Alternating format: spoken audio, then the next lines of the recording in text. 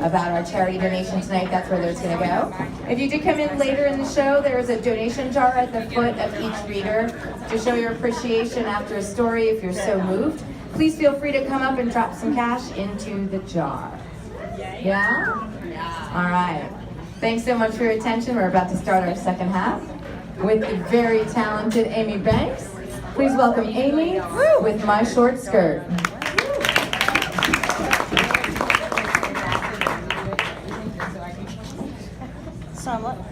Oh, you have to press the button, sorry. Oh, okay, no worries.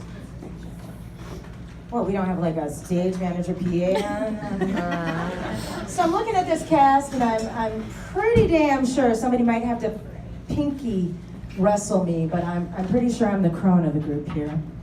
And Penny's trying to battle you. well, you know I'm older than you. But looking younger, I'm just saying. Yeah, 52 this year. Thank you very much.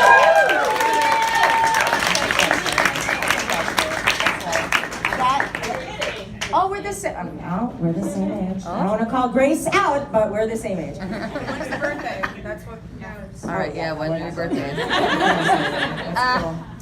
But I say all that to say that this monologue means a little bit more to me than it did before. I recently, in the past couple of years, in business with a woman. We're on stage, and she's like 16 years younger than me. And ironically, my skirts have gotten shorter. I'm trying to keep up, kids. Just trying to keep up. Trying to keep up. My short skirt. It is not an invitation, a provocation, an indication that I want it, or I give it, or that I hook. My short skirt is not begging for it. It does not want you to rip it off me or pull it down. Oh, by the way, I would have worn a short skirt tonight, but it's a little cold outside, so I said, fuck that. My short skirt is not a legal reason for raping me, although it has been before. It will not hold up in the new court. My short skirt, believe it or not, has nothing to do with you. Woo.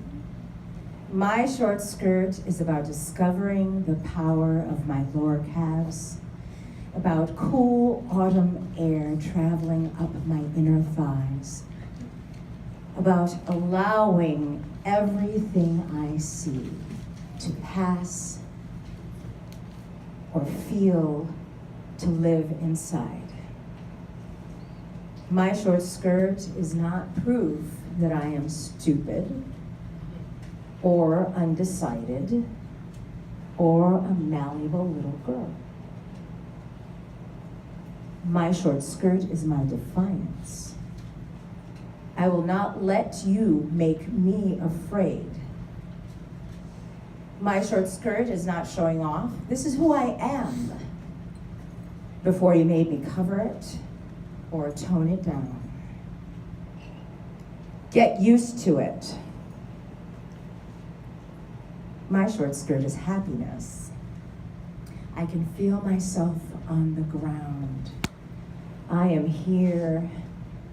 I am hot. My short skirt is a liberation flag in the women's army. I declare these streets, any streets, my vagina's country. My short skirt is turquoise water with swimming colored fish, a summer festival in a starry dark, a bird calling, a train arriving in a foreign town. My short skirt is a wild spin, a full breath, a tango dip. My short skirt is initiation, appreciation, excitation. But mainly, my short skirt and everything underneath it is mine. Mine. Mine.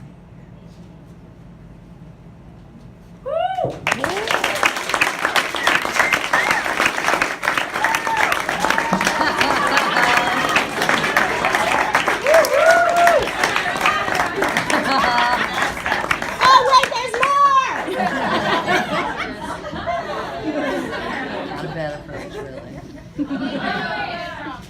Oh, it's chalk. I'll get it later. Thanks. Thanks once again, Amy, and thanks for getting the collections on foot there. Did you get it?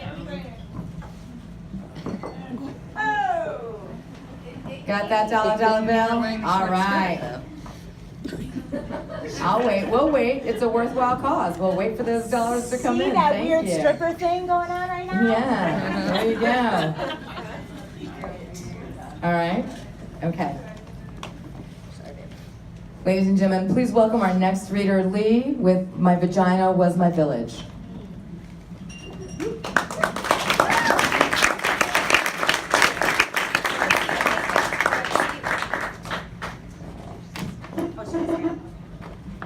Ruby, can you help her adjust? I got you. I'm just getting shorter. Maybe I don't got you.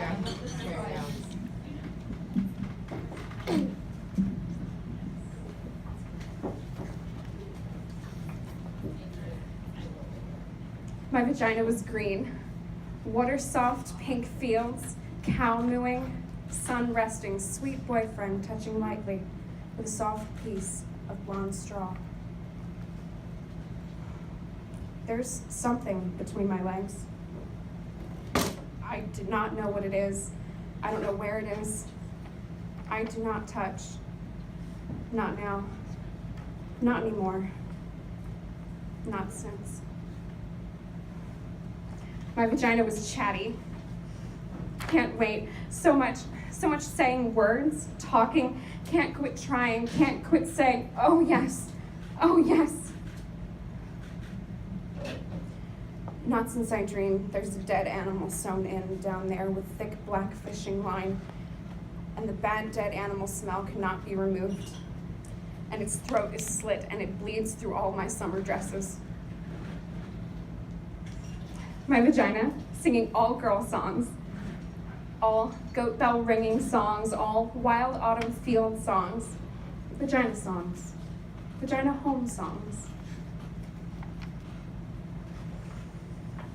Not since the soldiers put a thick, long rifle inside of me. It was so cold, the steel rod canceling my heart. I don't know whether they're going to fire it or shove it through my spinning brain. 6 of them. Monstrous doctors with black masks shoving bottles at me too. There were sticks. And the end of a broom. My vagina swimming river water. Clean, spilling water over sun-baked stones, over stone clit stones, over and over. Not since I heard the skin tear and made lemon screeching sounds. Not since a piece of my vagina came off in my hand, a part of the lip. Now one side of the lip is completely gone. My vagina, a live, wet water village. My vagina, my hometown. Not since they took turns for 7 days smelling like feces and smoked meat. They left their dirty sperm inside of me. I became a river of poison and pus, and the crops all died, and the fish. My vagina, a live, wet water village. They invaded it, butchered it, and burned it down. I do not touch now, do not visit. I live someplace else now. I don't know where that is.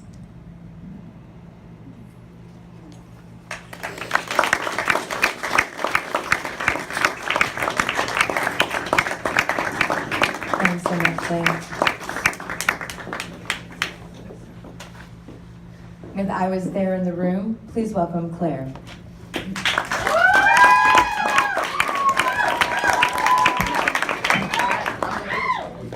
There you go.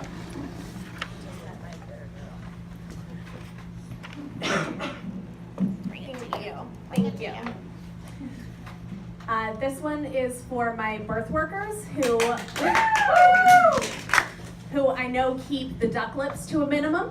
We warm it up under your armpit. Yeah, at least warm them, that's for sure. Woo. All right, there you go. Thank you. All right.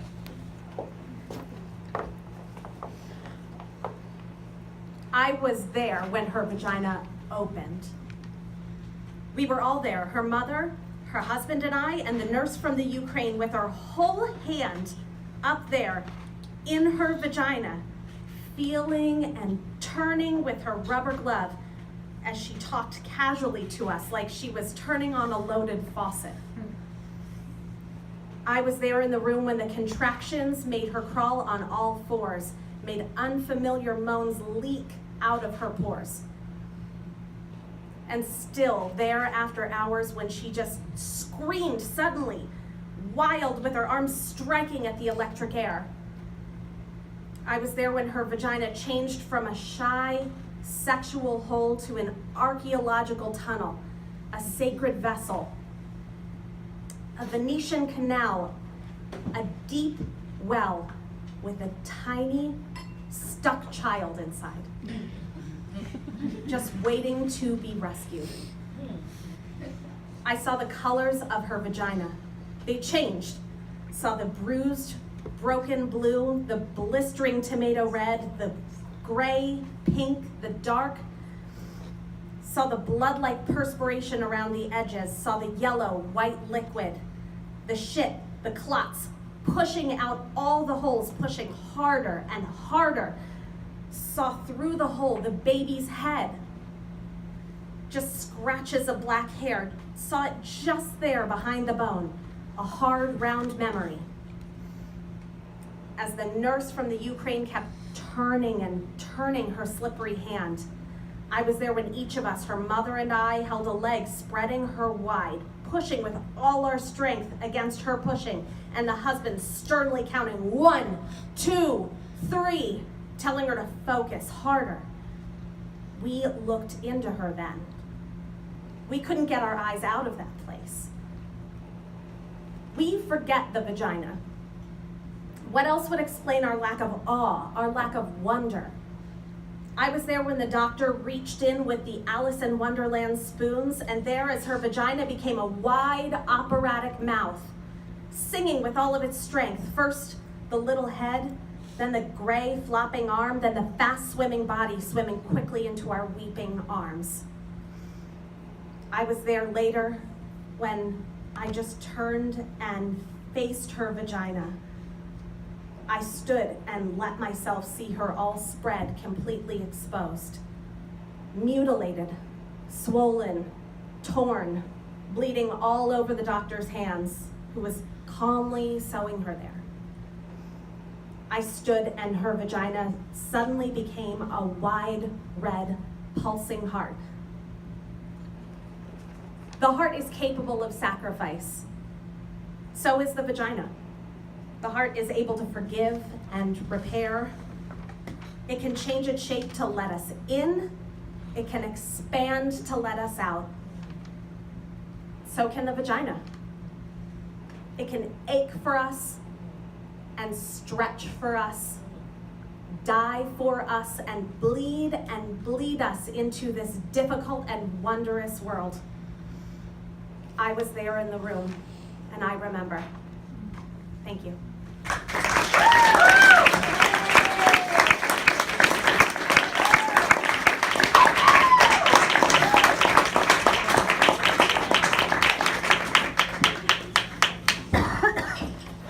It's time for my reading. Hooray!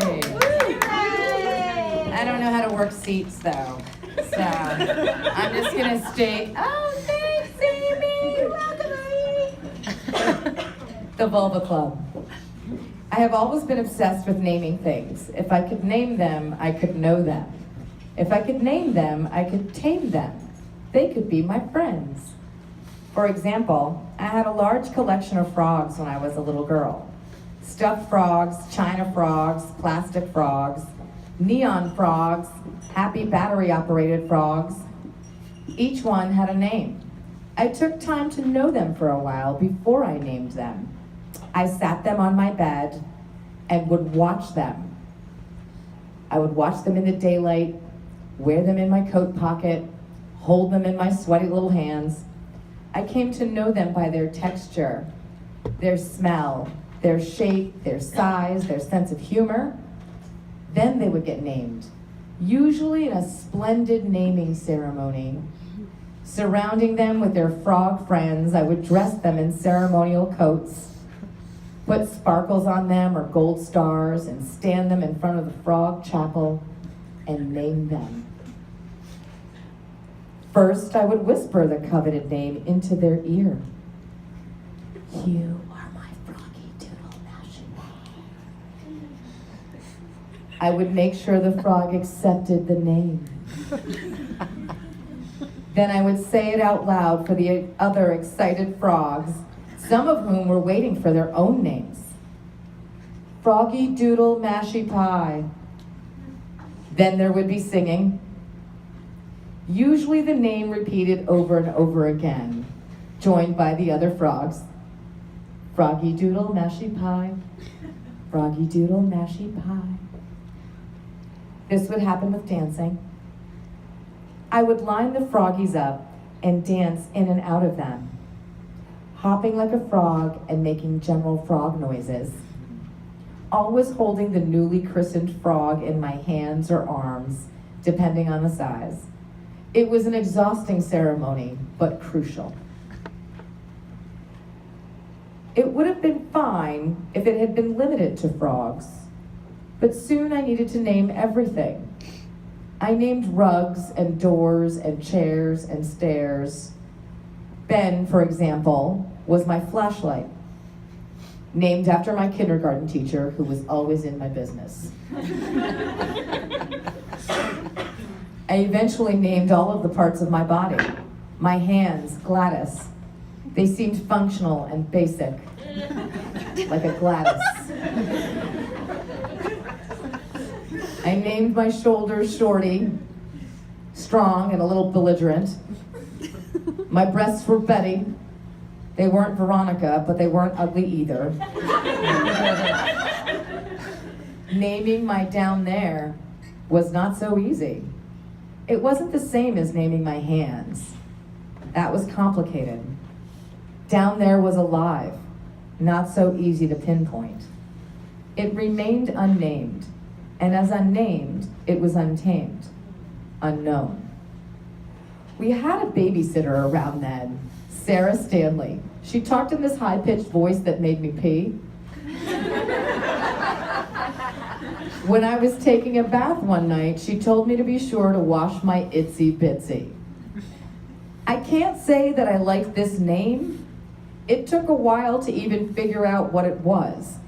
But there was something about her voice. The name stuck. Yes, there it is, my itsy bitsy. Unfortunately, this name followed me into adulthood.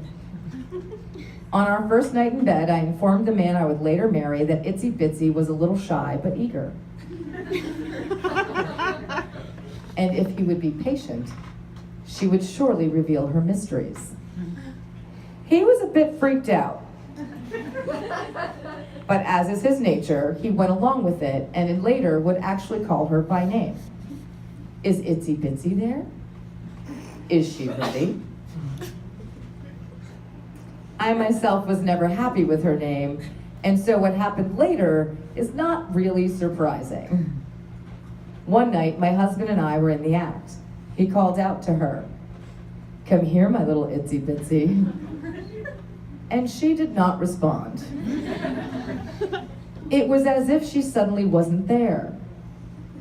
Itsy Bitsy, it's me, your biggest fan. No word, no motion. So I called to her. Itsy Bitsy, come on out. Don't do this to me. Not a word, not a sound. Itsy was dead and mute and gone.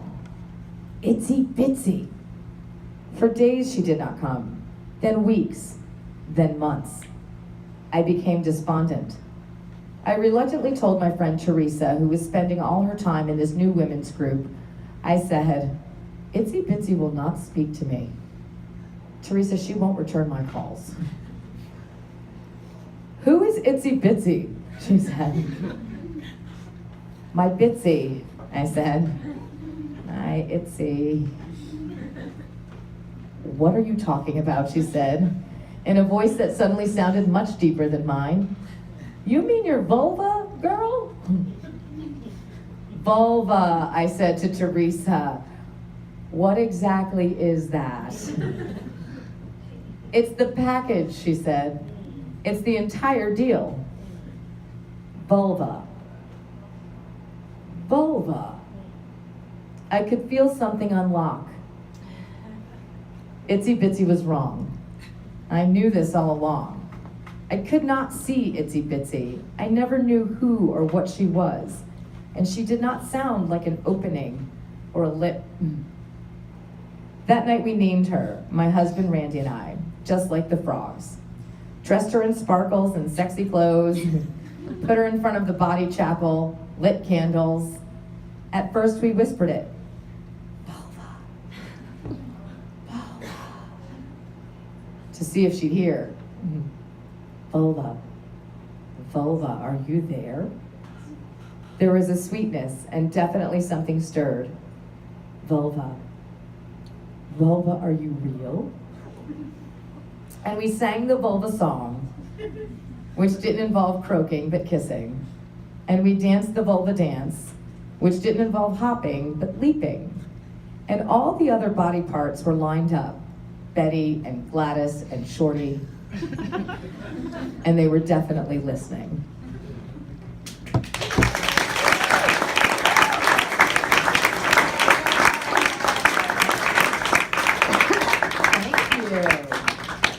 And next up, with reclaiming cunt, I've added.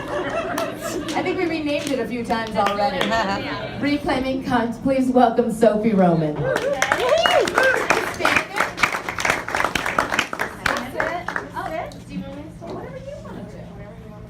just want to adjust the microphone for you, babe. Okay, that's all we want to do.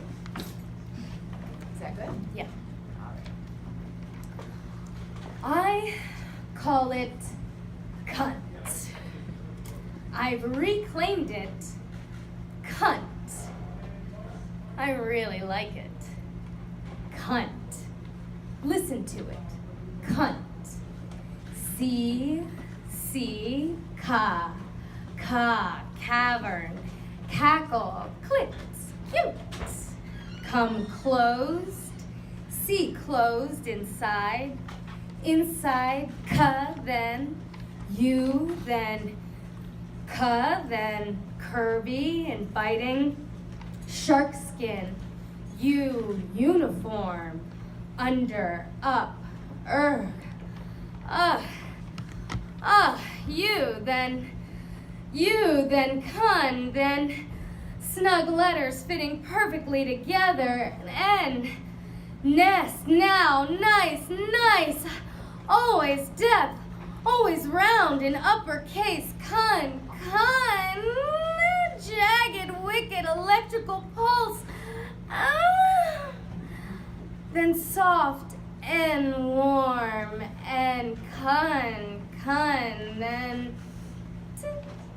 then sharp, certain tangy, texture, take, tense, tight, tantalizing, tensing, taste, tendrils, time, tactile, tell me, cunt, say it, tell me, cunt.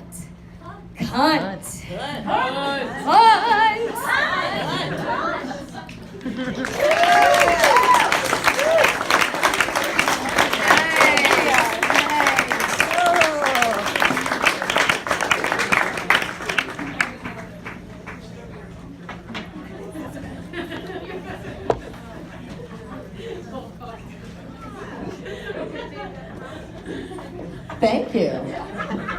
We are reclaimed. With an original piece entitled Big Clit Energy, please welcome Nuncia.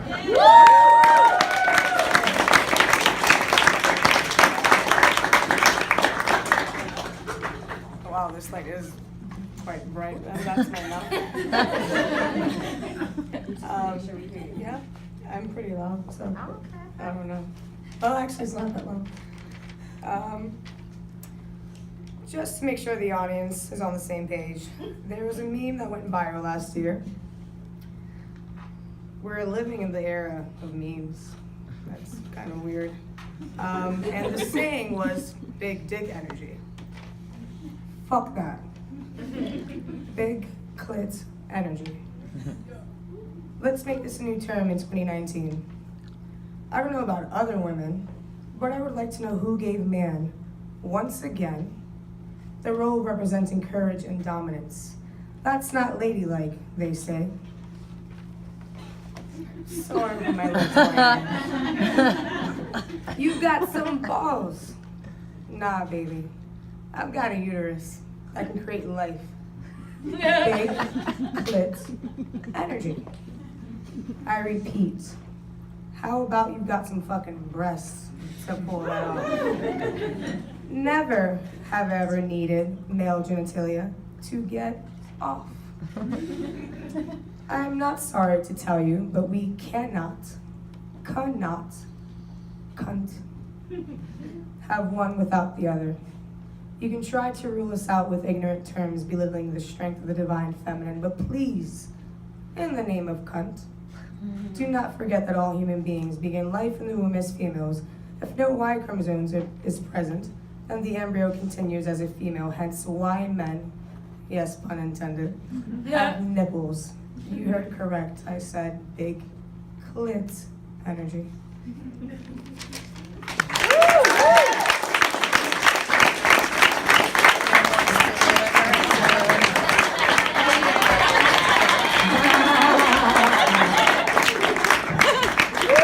Thank you so much. And our final reading for the evening. So if you were saving your dollars and saving best for last, now is your opportunity. And another original piece, please welcome La Comadre.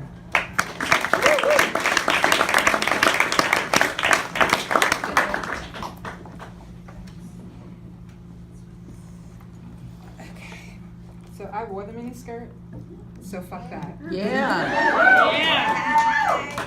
At 43, thank you, the stockings are the shit. At 43, I'm starting to heat up in new ways. So when I step outside, other than like my hands and my nose, it's like, this feels good. So that's a whole nother story. I have the distinct honor of closing out the night, and I am grateful for that. I also want to offer up a possible trigger warning for anything that I say that may be a little hard to swallow, and I'm not that concerned about the feeling for you. I believe in our capacity to hold the tension, the pain, and the beauty, and do most of my work relying on that. My poetry, I don't put much effort into because I'm a recovering perfectionist. So every time I overthink it, I get all fucked up about it. And I'm like, I'm not gonna do that. Because I recognize that's a lot of years of conditioning around grammatical correctness. And once more, fuck that. In this very butchered English language of this country. It can kiss my happy ass. I also want to take a moment to presence my ancestors in this moment. What a marvelous thing to know that you are part of a long timeline that is not done. And that within me is my grandmothers and my grandfathers from so many different lands. So from Puerto Rico, from Africa, from Israel, and from Spain, and so many other places unknown, like Polynesia. I was like, what the fuck? Who the fuck travels that far? I mean, like, stay your lane. But anyways, it is what it is. I'm like, they be doing some shit. Damn. Anyways, so I want to honor them. I want to honor their life force. I want to honor their death and their living. My beingness comes from a long lineage of people who gave their lives for something greater than themselves so that I can exist. And I honor that by breaking every fucking rule possible that there is to be broken, dismantling and deconstructing every possible construct of normativity that continues to elevate a dominion that is not actually yours to keep. So, with that, I also want to rep up my children who are amazing, 25 and 22, and live into a truth and a rawness that I'm jealous of, that I had to fight hard for. And now, because I'm older, you know, there's some shit to them numbers. Like now I give like less than 0 fucks. So it's so fun. Oh man. But now I'm not everybody's cup of tea, but I don't want to be because I'm not tea. I'm Café Bustelo. Strong. But now I'm that Puerto Rican that I like my milk with coffee. Yeah. It's a, anybody know what I'm talking about? You know? Échale la leche, por favor. Except now I'm lactose intolerant, so I have to use cream milk. What the fuck is that? All right. So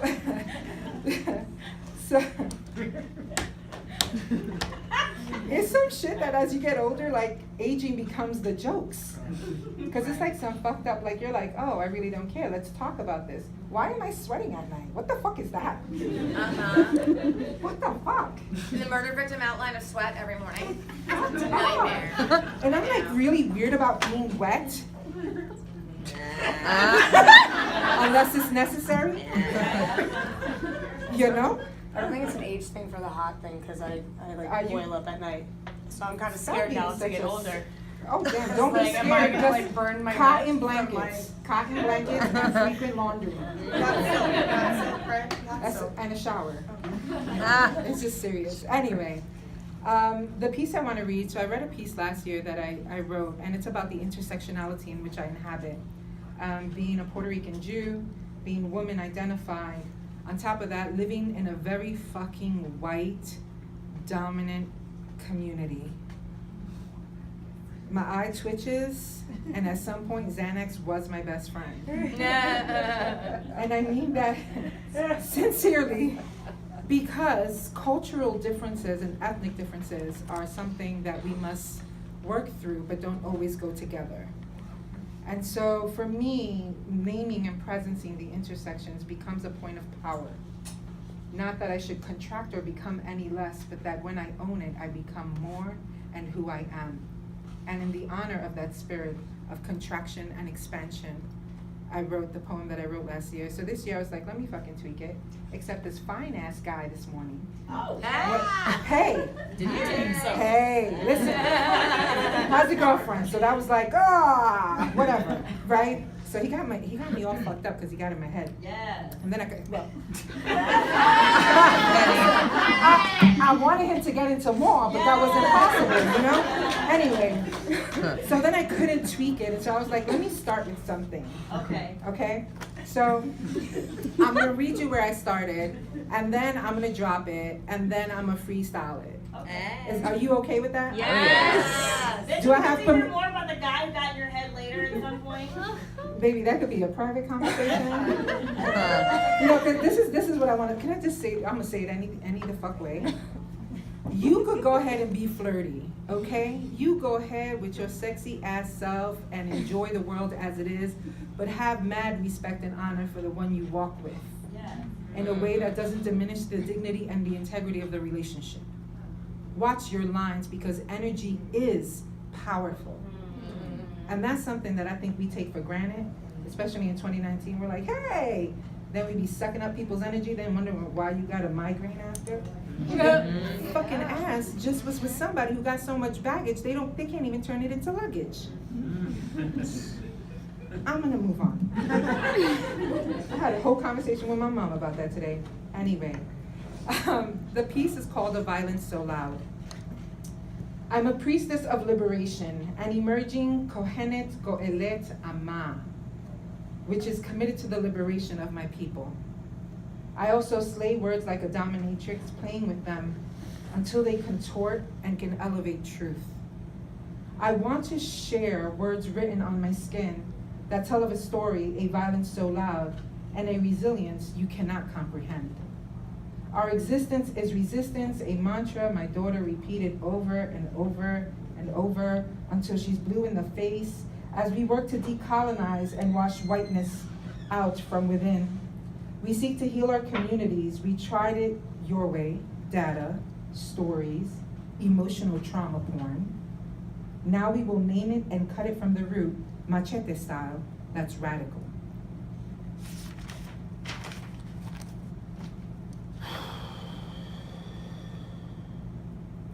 Our erasure's acute, our island crying, fuck the colonizers, and the way they taught us to hate ourselves. You love our hair, our eyes, our skin, our juicy lips that your conquering men taught our brothers to split. Keep her quiet, tame that beast. Do you want to know the plight of Puerto Rican women in the diaspora? We are all different. One thing is true for sure, the boardroom to the street. Calm down, relax, and don't be so angry. Our ways we shut down and put to sleep. And when the dominant culture can't handle us, they send our own people to silence us. Their likability on the line, you see. A violence so loud, a resilience you cannot comprehend. Capitalistic ideas of our value, and still not enough, charge what you're worth, the language of slavery covert. We are screaming and bleeding and so tired from explaining ourselves. Every day we show up, ancestral trauma activated, CPTSD, microaggressions that keep you gaslit for days. I want to talk more about the pain, and I want to share what makes us badass and how we are a bright light till the end.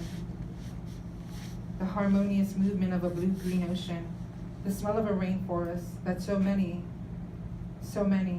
of us gain our power from. So, I want to tell you that today I spent this fine-ass guy, he's got it going in the annals of time, in my books anyway. It's because I was at radiation with my mom. My mom has pancreatic cancer, and we've been trying to walk this journey of what it means to zap this bitch out her system. And what's miraculous, it's miraculous that she's alive actually, because so many of her systems are unhealthy. She's diabetic, et cetera, et cetera. And what I learned from this woman is so sweet. It's like the tiny hit of a drum that sounds like a heartbeat that takes talks and reminds me every day to stay on my feet. This woman who's given her life and about to turn 60, trying to prove that she was just as intelligent as the white women and men she's worked for all her life. At 50-something, she became a registered nurse, so eager to get this shit done, because I come from a family of healers. It's our work in the world to be expansive and show love, but also speak a truth that goes down with a little cafecito, maybe some honey too. Or sometimes some coconut water, just in case you're dehydrated after all that bullshit you were talking. This is what we do. My family's a healer in the world. We are hands that move, and we move really quick. We're all from Brooklyn. It's just so dangerous. I don't know how I got to Pennsylvania. Still questionable, but anyway. And so as I look at my mother and all her years of toil, all the years that she told me to educate myself so that no one can take anything from me, now I watch this woman finish her RN, wanting to work so eagerly, and her life just begin, and now it will end. What does it mean to be a woman of color? And can I even tell this story without tears? I'm looking at a life not fully lived, and she spent most of it fighting normative white dominance, trying to prove that we are just as good as anybody. So I walk with her in humility, because all I encountered all these days of walking with her in this particular journey was my women, Puerto Rican women, Dominican women, women of color, be all in their shit. I mean, just today, when we were at an office, I was like, Ma, cálmate. Which you don't ever want to tell your mother, cálmate. You don't tell somebody to relax when they're really pissed. You gotta let that go. It's like, Mom, cálmate. You're scaring the lady. Because she was white. And my mom was angry as shit. And when my mom gets angry, her upper lip gets flat and starts trembling because it looks like she's gonna fucking punch you in your face. But she's not.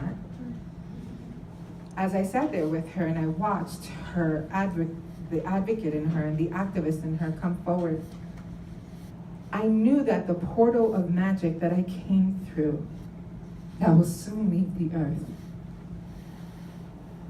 is a legacy of power unparalleled to what can be found. And what I want to tell you, I want to give you rhyme. I like rhyming in my poems, fuck that.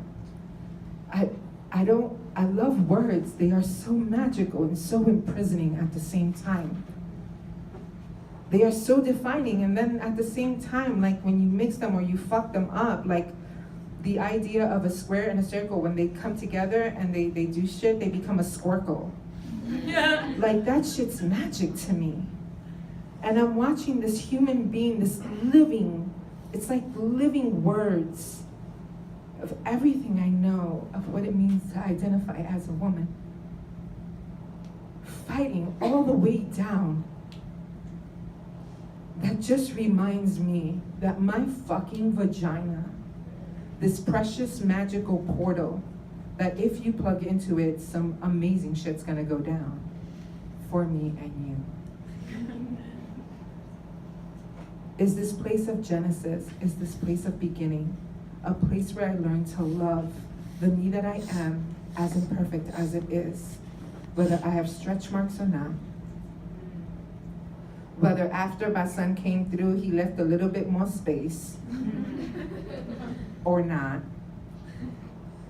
This magical portal that needs space to identify and self-identify is what I will spend the rest of my days fighting for. And as a Jew-Rican, Puerto Rican Jew from Brooklyn, that's something, okay? Something. I will spend it being as strong as possible and as vulnerable as is ease. Because if I don't give myself the very thing I'm trying to give others, what will my days matter to me when my time comes? And as I watch her in this beautiful dance of weakness, of humility, of rage, that she spent all her years trying to get that education, trying to do that thing just to become that person, when she doesn't know the thing that most of us lose sight of is that you already are what you are longing to become. You don't have to search outside, it's already inside, whatever direction you want to take that in. It is meant to be unfolding, it is meant to be holy, it is meant to be sacred, it is meant to be whatever you want it to be, because that's your power. And if you ever ask me what we're fighting for, we're fighting for the right to choose to be whoever we are. And that battle, until the last day, until my last breath, until the last breath of my great-great-grandchildren, that's what my family and my people will be fighting for. And if you think that that will happen in some calm environment with smooth words and simple exchange, go get a drink, put some tighter underwear on just to give you some support. And we need to have a deeper conversation about what transformation actually looks like. Whatever you're committed to, whatever advocacy and activism you're committed to, it's a long journey. It doesn't have a destination because it's unfolding as we live. So if you're looking for some reward, if you're looking for it to be easy, think again. There's people who died for what we're fighting for, so that this moment could be born, so that I could say fuck it as many times as possible. Fuck it, fuck it, fuck it, fuck it, fuck it, fuck it, fuck it, fuck it. And at the end of the day, you don't think less of me because I use my words so creatively. So I leave you tonight with the violence that's so goddamn loud that seeks to wipe us out every goddamn turn of the way, to silence the most powerful thing you have, and that's the expression of self. I want to know what you're going to do with this one precious life, because we don't know what happens when it's over. But this much I promise you, I'm going to hold you accountable to your bullshit, because you walk with me in this journey, and I walk with you as well. So no romantic, poetic, flowing words that lace together and drop like curves and move through the air and flow and bounce and create this leaning to the left or this leaning to the right or this integration that moves your spirit into flight. I don't have that for you tonight. My mother's life is ending, and I don't know how to fix that for her. And she's not the first or the last, where oppression has taken a toll on her body, fucking her immune system up until there's nothing left but all these crumbles of a life once lived. Did it even matter? Did they even matter? And I want you to know that whoever that they are in your life, they fucking don't. So, I will leave you with that. I love you. I don't know you. I love you like a human love. Don't think now we're buddies. No. I'm not looking for any, and relationships are much more complex than that shit. And if you ever catch me in the street saying fuck it, or giving 0 fucks, or talking about how sex lubricates your joints, you know that my commitment is unrelenting to our freedom, and that your feelings are the last thing I'm trying to take into consideration. You will feel with me, you will be in joy with me, you will be in sorrow with me, but we'll walk this motherfucker together. Hey? Hey. Hey? Hey? Hey? You know what I'm saying? A little mazel tov for you, baby. A little mazel.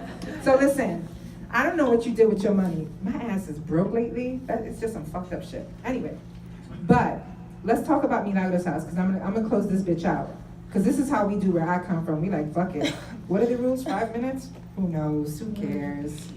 Right? Like, if you go to New York, shit's like all night. It's real. You know, over here shit'd be closing at 9 o'clock.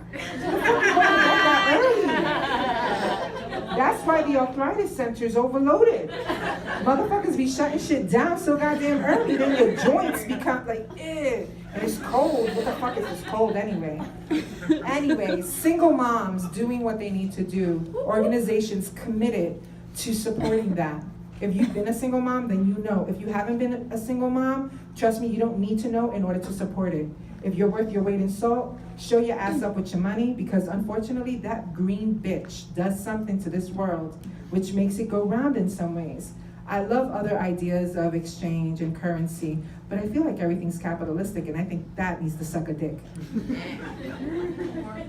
Anyway, or a quit, I don't know. It's depending, right? You know, or maybe, hey, let's open that up, but that's another time. Anyway, so please, support these women that are showing up. We know it's hard work. We know that we can't do it without each other, but that doesn't mean we're best friends. But your solidarity shows up much more powerfully when it's anonymous, actually, because it removes ego from the equation and shows that we actually support who you are and don't need nothing in return. That is solidarity. Otherwise, it's just charity. And that's fine, but it's bullshit. If you really want to walk with people, then you give it from your heart space. And if you don't, then keep it real, keep it moving. Ain't no love lost, maybe, I don't know. I might not love you anymore. I mean, like you. Minimum, like this thing. I don't know, you never know. So please, take an opportunity, throw your money in there. I hope that our time together was beneficial, and this is usually how I fucking rock it anyways. I'm irreverent as shit. I really don't give a fuck, right? Because you're not gonna be with me in my deathbed, or are you? I don't know, baby. Who knows, hey. Anyways, thank you so much, and I hope you have a good night, but please, add what you can, because y'all know that they need the help, we need the help, and we've been there once in one way or another. So, thank you.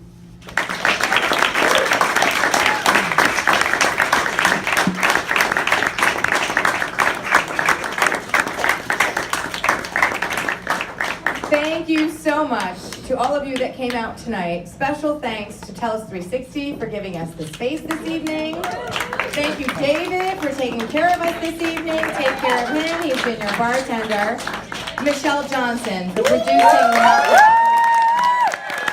once again, for bringing you this cavalcade of Lancastars right here in the basement at Tellus 360. Thank you. You're wonderful. If you'd like to support other women's causes, obviously Milagro House tonight. Lank Out Loud Comedy is doing another show with a female headliner. I don't know if you guys have noticed or not, but I'm low-key headlining all women. If you know anything about women in comedy, you know that that doesn't really work well for us. So if you'd like to support another great show, next week is Metropolis on Thursday. I'm hosting Lank Out Loud's next pop-up series. So go check that out. It's on the Metropolis website. Please. And I'm going to leave you with this. I'm going to leave you with this because I learned it before the internet. I am old. That's what that means. Does anyone feel like they're a feminist? Class, right? Okay. How do you practice active feminism? Okay, let me give you a tip. Here's the deal. As a girl who grew up Gen X, right? I grew up in a generation when the words date and rape first became concatenated in a sentence and became a legal term. Is everyone with me? Yeah. Okay. Here's what they told me. This is where you need to flock to the Twitter and tell everyone else. Today, women still earn 86 cents on the dollar to the male dollar. That's right. Today, we hashtag Me Too. Today, we do that because the power structure is inherently with them because they have the money. If we change the money structure, we change the power structure, and I know some bitches that are about to make some boys say hashtag Me Too. So here's what you need to do. For every commission sale that you engage in, you can move the needle on female sales ratios and income as a result. All of the commission sales, cars, furniture, telephones. When you walk into AT&T Wireless, do you have a female representative? If they say yes, but you have to wait, fucking wait! I have 2 daughters. They will tell you to this day, why we always have to sit there and wait. We always have to sit there and wait. Here's why. If we move the money, we move the power. Feminists, be active in your choices. Walk into the car dealership. Ask them, do you have a female representative? They will earn more when we support them. The dollars will move, the power changes. That's all. Thank you so much for coming out tonight. I've been Ruby Nicholas. This has been the Tellus Monologues. Have a great Valentine's Day, everyone.